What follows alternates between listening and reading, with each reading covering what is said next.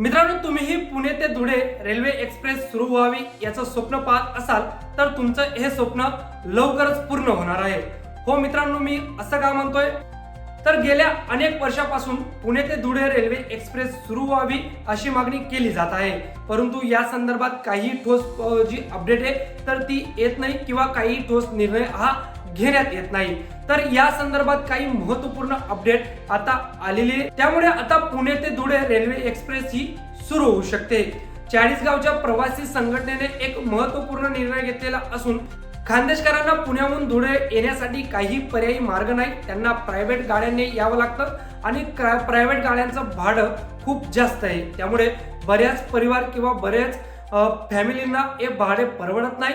त्यामुळे धुळे ते किंवा पुणे ते धुळे रेल्वे ही सुरू करण्यात यावी अशी मागणी आता जोर धरू लागली आणि या संदर्भात काही महत्त्वपूर्ण अपडेट सुद्धा आलेली आहे। हीच अपडेट या व्हिडिओच्या माध्यमातून सविस्तर जाणून घेणार आहोत, त्यासाठी हा व्हिडिओ शेवटपर्यंत बघा। जरी चॅनलवर नवीन असाल तर चॅनल देखील सबस्क्राइब करून ठेवा। मित्रांनो, खानदेशातील प्रवाशांना पुणे जाण्यासाठी सोयीचे ठरू शकणारी धुळे पुणे एक्सप्रेस सुरू करण्यासाठी मागणी धुळे जिल्ह्यातून सातत्याने होत आहे, परंतु त्यानंतर आता जळगाव जिल्ह्यातूनही या गाडीसाठी प्रवाशांनी जोर लावला आहे। चाळीसगाव येथील प्रवासी समितीने या संदर्भात निवेदन रेल्वे प्रशासनासह लोकप्रतिनिधींना दिले आहे। विद्यार्थ्यांसह नोकरदार, व्यापार तसेच शैक्षणिक कामासाठी पुण्याला नियमित ये जा करणाऱ्या प्रवाशांची संख्या सातत्याने वाढत आहे।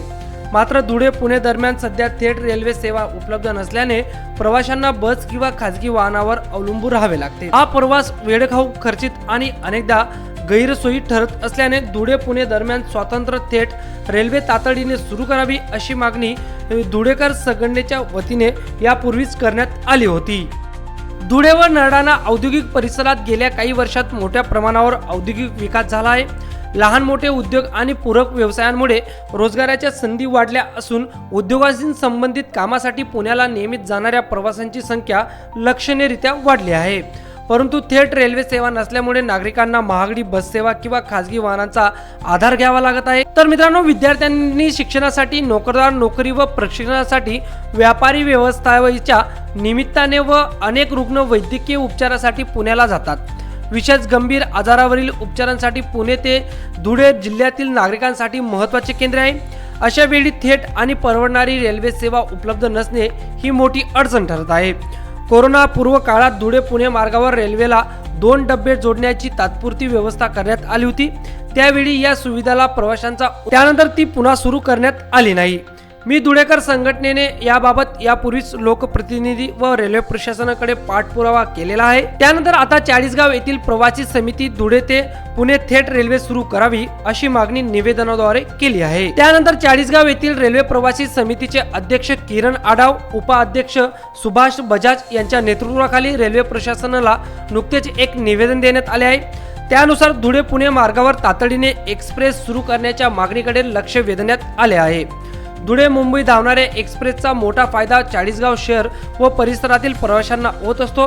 त्याच धर्तीवर धुळे पुणे एक्सप्रेस सुरू झाल्यास तालुक्यातील प्रवाशांना पुणे जाण्यासाठी हक्काची गाडी उपलब्ध होणार आहे।